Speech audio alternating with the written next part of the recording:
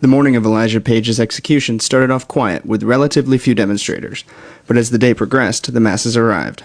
Death penalty opponent Charlotte Gadsden came to the penitentiary to pray for Page in hope that he finds forgiveness from God.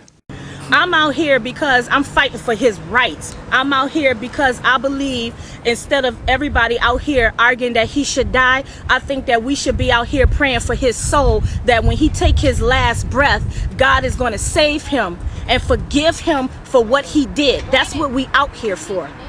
But death penalty supporter John McLaurin said the death penalty is a necessary deterrent against crime.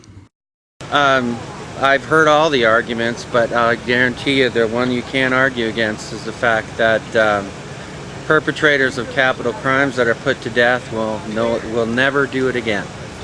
We'll never have any repeat offenders. Gadsden said, however, that McLaurin would change his mind if it were his own child who was on death row. I feel that what they need to do is look in their own closet, because they never know when they got a family member out there. They never know if it's their children or whatever. They shouldn't be out here talking about kill somebody, because if it was their child, they'll be on this side wishing that somebody be out here praying for their child too, that they stop this death penalty or that their child give their life to the Lord too. But McLaurin used the same argument to say he believes those opponents might switch sides if their child was the one murdered. I think it's a justice issue. I think it's about justice for those individuals that, especially family members who have to live with the loss of a loved one, especially like in a case like this. I often wonder if those people over there would still be on that side if it was their son that was dragged out and beaten to death like this young man was. In the end, Gadsden said those on death row should still be held accountable, but serve life sentences instead.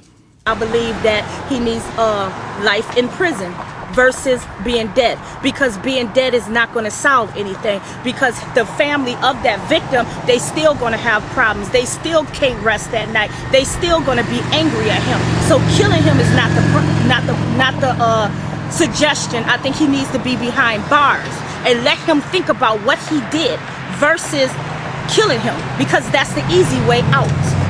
Gadsden said her beliefs regarding the death penalty are strictly based on faith, and those beliefs came out when a man, who refused to give his name, tried to use faith as an argument in favor of the death penalty. The Word of God also says don't add and don't take nothing out of the Word of God. You will be punished for that. Now, if you want to throw the Word of God up, Jesus favors the death penalty. Here, give me a Bible, because I get you some scriptures.